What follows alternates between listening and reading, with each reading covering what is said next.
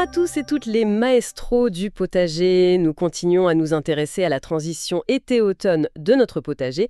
Et comment ne pas parler à ce sujet d'un légume peu courant et pourtant ô combien délicieux, la clétone de Cuba, appelée aussi pourpier d'hiver. Figurez-vous qu'on l'a cultivée chaque année, et pour une raison qu'on ne connaît pas nous-mêmes, on l'a remplacée par la mâche. Vous retrouverez d'ailleurs des infos sur la mâche dans notre épisode 24. Mais qu'à cela ne tienne, on l'a reprogrammée pour notre saison 2026, parce que franchement, elle nous manque trop dans nos assiettes. Alors comme nous le mentionnons très fréquemment au début de nos émissions, ne boudons pas notre plaisir et en route vers cette culture si fraîche et au design si original. Ah, excellente idée de la remettre au programme. La clétone de Cuba, oui, ou Clétonia perfoliata pour les botanistes. C'est vraiment une plante fascinante à redécouvrir. C'est vrai. D'où vient-elle exactement déjà? Alors, elle est originaire de l'ouest de l'Amérique du Nord. Et elle a une petite histoire sympa. Elle a été introduite en Europe assez tôt, en 1804, par Alexander von Humboldt, le naturaliste. Ah oui, quand même. Oui, et ce qui est assez étonnant, c'est sa capacité d'adaptation. Elle s'est, elle s'est super bien acclimatée ici, à tel point qu'elle s'est parfois naturalisée. On la retrouve à l'état sauvage par endroits sur tout le long des côtes. Impressionnant. Mais au-delà de ça, pour le jardinier, son grand intérêt, c'est sa facilité de culture, non? Et surtout, sa production hivernale. Exactement. C'est là son gros atout. Sa culture est vraiment simple et elle nous offre ses feuilles fraîches, tendres, savoureuses, en plein hiver, quand la plupart des autres légumes verts font grise mine. C'est exactement ça qui nous manque. Et physiquement, elle ressemble à quoi pour ceux qui ne la connaissent pas? Alors, c'est une plante annuelle, assez compacte. Elle forme une sorte de rosette, vous voyez, et elle ne monte pas très haut, en général entre 20 et 40 cm. Son port est bien dressé, assez graphique. Oui, et ces feuilles, on ne peut pas les rater, elles sont très reconnaissables. Rondes, un peu charnues, oui, et d'un vert tendre, très lumineux. Tout à fait. Mais le plus fou, c'est cette histoire de feuilles perfoliées. C'est assez unique, non? Ah oui, ça c'est sa signature. Perfolié, ça veut dire que la tige donne l'impression de traverser la feuille, comme si elle l'avait percée en plein milieu. Ça forme une espèce de petite coupelle. C'est vraiment très décoratif en plus d'être bon. C'est ça. Une allure presque sculpturale, je trouve. C'est vrai. Et au cœur de cette petite coupelle, au printemps, entre avril et juin environ, on a de petites fleurs blanches, toutes délicates, groupées en grappes. D'accord. Des fleurs hermaphrodites, donc elles ont les deux sexes, ce qui simplifie la pollinisation et la formation des graines. Après la floraison, on a de petites capsules qui apparaissent. Et dedans, les graines. Exactement. Chaque capsule contient généralement 3 petites graines. Elles sont noires, bien brillantes. Et il y a un détail technique important, vous disiez, sur les racines. Ah oui, très important pour la culture. Son système racinaire est superficiel. Ça veut dire qu'elle ne va pas chercher les nutriments très profonds. C'est un avantage, non? Moins de concurrence avec les voisins. Oui, c'est un avantage pour la cohabitation au potager, mais ça demande une petite précaution quand on désherbe ou quand on récolte. Il faut faire attention à ne pas la déchausser, à ne pas abîmer ses racines fragiles. Oui, je me suis fait avoir au début. Un coup de binette un peu trop près. Voilà, c'est le piège classique. Alors, justement, pour qu'elle soit bien, où est-ce qu'on l'installe idéalement, cette clétone? Alors, d'après mon expérience, elle aime pas trop le plein cagnard, si. C'est juste. Elle préfère la mi-ombre. C'est là qu'elle donnera les feuilles les plus tendres, les plus douces en saveur. Elle tolère le plein soleil, oui, mais la qualité peut être un peu moindre, et elle risque de monter en graines plus vite. D'accord, mi-ombre, c'est noté. Et pour le sol, des préférences? Oui, elle n'est pas hyper difficile, mais elle a ses petites préférences. Elle aime un sol plutôt léger, bien drainé, et surtout un pH acide à neutre. Elle n'apprécie pas vraiment les sols calcaires. Pourquoi le calcaire la gêne? Un pH trop élevé, trop basique, ça peut bloquer l'assimilation de certains nutriments qui lui sont essentiels. Du coup, elle végète un peu. Donc si on a un sol un peu calcaire, on fait quoi? On amende? Oui, un bon apport de compost bien mûr avant la plantation, c'est souvent une excellente idée. Ça améliore la structure, ça apporte de la matière organique, ça peut aider à légèrement acidifier localement et ça enrichit le sol. Tout ce qu'elle aime. Mais alors, la caractéristique qui nous bluffe tous, c'est sa résistance au froid, n'est-ce pas? C'est un peu son super pouvoir. C'est son atout numéro 1 pour le jardinier d'hiver. Sa résistance au froid est, comment dire, exceptionnelle pour une salade à feuilles tendres. On parle de moins 20 degrés Celsius. Moins 20? Oui, moins 20 degrés Celsius. Et certains témoignages de jardiniers rapportent même qu'elle peut survivre à des pointes à moins 28 degrés Celsius, si les conditions sont bonnes. Un peu de nage protectrice, par exemple. C'est incroyable. Ça en fait vraiment le légume-feuille de l'hiver par excellence. Tout à fait. Elle prolonge la saison des récoltes de verdure fraîche de manière spectaculaire. Et à l'inverse, j'imagine qu'elle n'aime pas du tout les grosses chaleurs de l'été. Effectivement, ça c'est pas son truc. Les fortes chaleurs estivales, ça peut même empêcher les graines de germer correctement. Et ça ralentit beaucoup la croissance des plantes déjà installées. C'est vraiment une plante de saison fraîche ou tempérée. Logique. Bon, on sait où la mettre, dans quel sol. Maintenant, le semis. Comment on s'y prend? Quelle est la meilleure période? Alors, la période de semis est assez large. On peut semer globalement d'avril à septembre. Mais pour optimiser, on va préférer le printemps, disons avril-mai, et surtout l'automne, août-septembre. Pourquoi éviter le cœur de l'été, juillet-août? À cause de la chaleur, justement. La germination sera plus difficile, plus aléatoire. Mieux vaut attendre que ça se rafraîchisse un peu. Et si on vise spécifiquement une récolte en plein hiver? Le meilleur moment pour semer, c'est quand? Août-septembre. Ça laisse le temps aux jeunes plantes de bien s'établir avant l'arrivée des vrais froids. D'accord. Et on peut aussi semer plus tard sous abri, c'est ça? Pour le printemps suivant? Oui, c'est une autre stratégie. On peut semer en novembre, voire décembre, sous un abri froid, une serre non chauffée, un tunnel, un châssis. Ces plants-là démarreront très fort dès les premiers redoux au printemps. Et la température de germination, elle faut chaud? Justement non. C'est ça qui est intéressant. La température optimale se situe autour de 12 degrés Celsius. C'est assez frais. Et elle est même capable de germer des 4 degrés Celsius. C'est dire son adaptation au froid. Impressionnant. Alors, la méthode de semis, concrètement, en pleine terre? Oui, directement en place. Elle n'aime pas trop être repiquée, ses racines sont fragiles, on l'a dit. Donc on sème directement là où elle va pousser. On essaye de semer le plus clair possible. Clairsemé, d'accord. En ligne, juste une fine couche de terreau par-dessus. Exactement. Quelques millimètres suffisent. On recouvre à peine, on tasse légèrement avec le dos du râteau pour assurer un bon contact entre la graine et la terre. Et on arrose délicatement, en pluie fine. Voilà. Et le point crucial ensuite, c'est de maintenir le sol humide, mais attention, sans le détremper jusqu'à ce que ça lève. Et ça lève en combien de temps à peu près? Ça dépend un peu de la température, mais généralement, il faut compter entre 10 et 15 jours. Une fois que les petites pousses sont sorties, il faut souvent éclaircir un peu, j'imagine, si on a semé un peu trop dense. Oui, c'est une étape importante. Quand les jeunes plants ont développé 4 ou 5 vraies feuilles, on regarde et on éclaircit pour ne laisser qu'un plant tous les 10 à 15 cm sur la ligne. Et là, il faut y aller doucement, j'imagine, à cause des racines? Très doucement. On tient bien la terre autour du plant qu'on veut garder et on retire délicatement les autres. Sinon, on risque de perturber celui qu'on laisse. Et l'astuce géniale, c'est que les petites pousses qu'on enlève, on les jette pas. Ah non, surtout pas, c'est une excellente remarque. Ces jeunes pousses retirées lors de l'éclaircissage sont délicieuses. Ce sont des micro-pousses parfaites à ajouter dans les salades. C'est tendre, c'est frais, zéro déchet. J'adorais faire ça. Bon, une fois que nos plants sont bien établis, l'entretien, c'est compliqué. Non, pas vraiment. L'essentiel, c'est l'arrosage pendant la croissance active. Il faut maintenir un sol frais, donc des arrosages réguliers, mais toujours sans excès. Il faut trouver le bon équilibre. On adapte en fonction de la saison, j'imagine, hein. Bien sûr, plus fréquent en été ou en automne quand il fait encore un peu sec et que ça pousse bien. Par contre, en plein hiver, les besoins sont très faibles.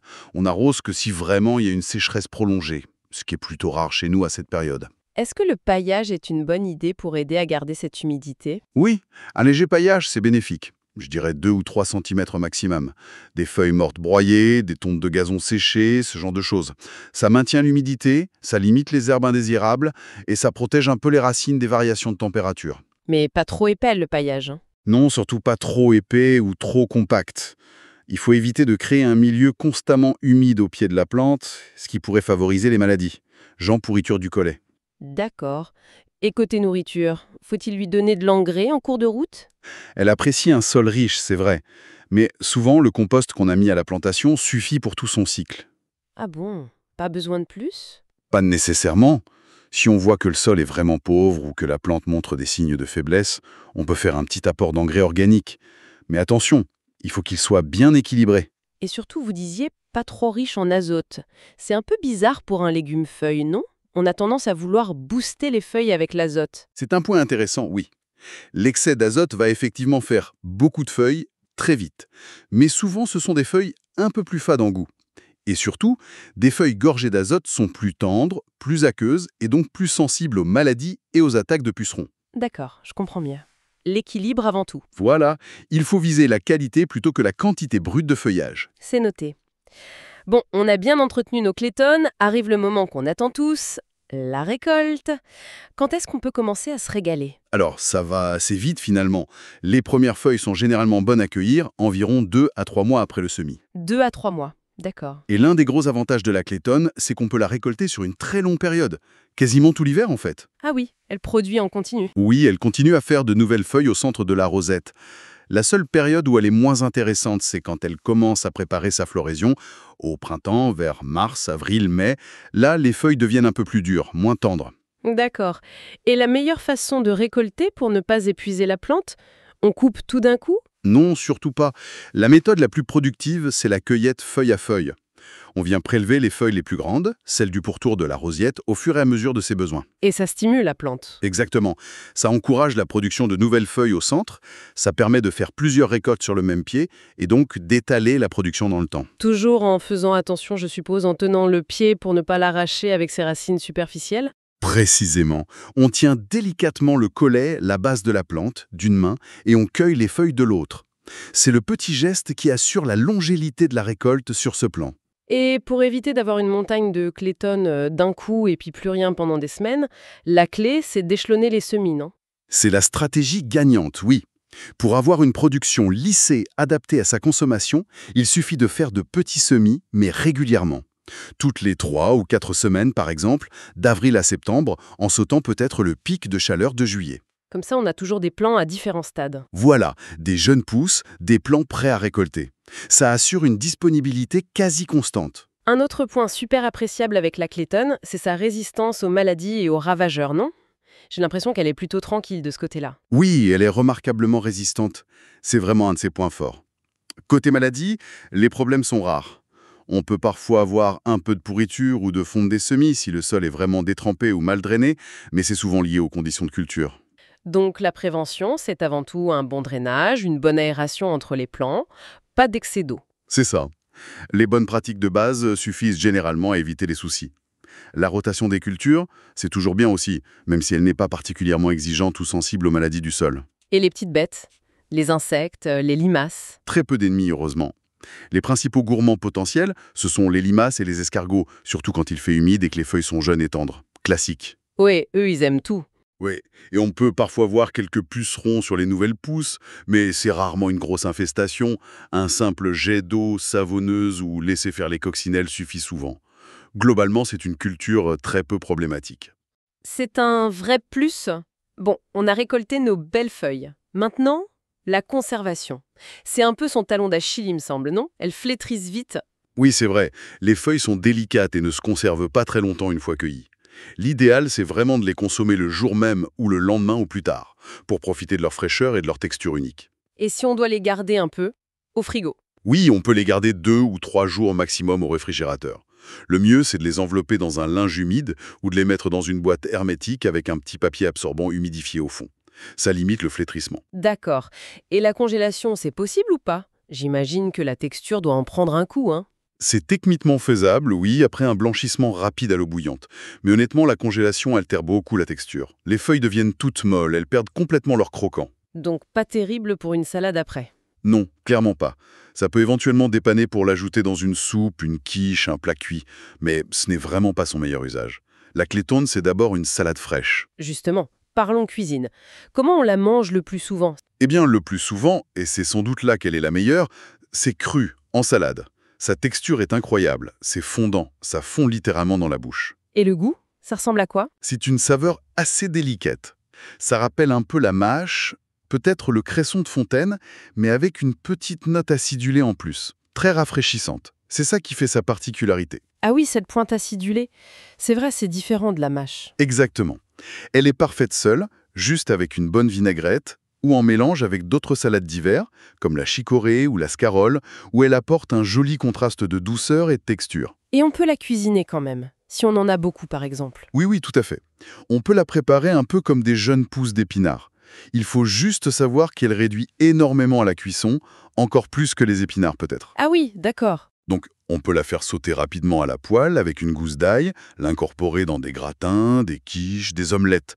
Ou alors, l'ajouter juste à la fin, dans une soupe chaude ou un velouté, pour apporter une touche de verdure et de fraîcheur sans trop la cuire. Et d'un point de vue nutritionnel, est-ce qu'elle est intéressante? On entend parfois ce surnom de laitue des mineurs. Ce surnom est historique et très parlant. Elle est très peu calorique, environ 15 kilocalories pour 100 grammes, mais elle est surtout très riche en vitamine C. Ah bon? Autant que ça? Oui, vraiment. C'est pour ça qu'elle était consommée par les chercheurs d'or et les pionniers en Amérique du Nord. Elle aidait à prévenir le scorbut, cette maladie due à la carence en vitamine C. Sa teneur est comparable à celle de certains agrumes. Incroyable pour une simple salade. C'est un véritable atout santé, surtout en hiver, quand les sources de vitamine C fraîche sont plus rares au jardin. C'est bon à savoir. Revenons au potager. Est-ce qu'elle s'entend bien avec les autres légumes? Le compagnonnage, ça donne quoi? Elle est très bonne voisine, vraiment. Comme on disait, ses racines sont superficielles, donc elle ne concurrence pas trop les légumes qui vont chercher plus profond. Son port est compact, elle ne fait pas trop d'ombre. Donc on peut la glisser un peu partout. Exactement. On peut l'utiliser pour remplir les espaces vides entre des cultures plus lentes, comme les choux ou les poireaux, ou pour garnir les bordures, les pieds des arbres fruitiers. Elle est très sociable, très facile à intégrer. Et pour la multiplier, j'ai lu quelque part qu'elle se ressemait toute seule très facilement. C'est vrai? C'est tout à fait vrai. Et c'est un de ses grands charmes, surtout pour les jardiniers qui aiment laisser un peu faire la nature ou qui sont un peu paresseux. Ça nous arrive à tous. Voilà. Si on laisse quelques plants aller jusqu'au bout de leur cycle, monter en graines, ces graines vont tomber au sol. Elles vont passer l'hiver tranquillement en dormance, et au printemps suivant, hop, elles germent spontanément, souvent en très grand nombre. Donc elle peut devenir presque pérenne. Dans certaines zones du jardin, avec une gestion minimale, oui, on la voit revenir fidèlement année après année. C'est assez pratique. C'est le rêve. Mais si on veut être plus organisé, on peut quand même récolter les graines soi-même. Bien sûr, c'est tout à fait possible. Il faut attendre que les petites capsules qui contiennent les graines deviennent brunes et commencent à s'ouvrir. À ce moment-là, on peut couper les tiges florales. Et on les fait sécher. Oui, on les suspend la tête en bas, au-dessus d'un papier ou d'un plateau, dans un endroit sec et aéré. Elles finiront de sécher et libéreront leurs petites graines noires. Mais c'est peut-être plus simple d'acheter des graines de temps en temps? Pour le jardinier amateur, oui, franchement.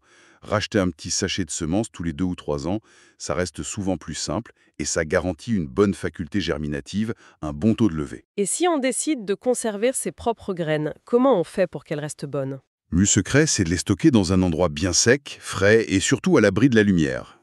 Les graines de clétone gardent leur pouvoir de germination pendant 2 ou 3 ans environ, pas beaucoup plus. Dans une enveloppe en papier? Oui, une enveloppe en papier ou un petit bocal en verre hermétique, c'est encore mieux.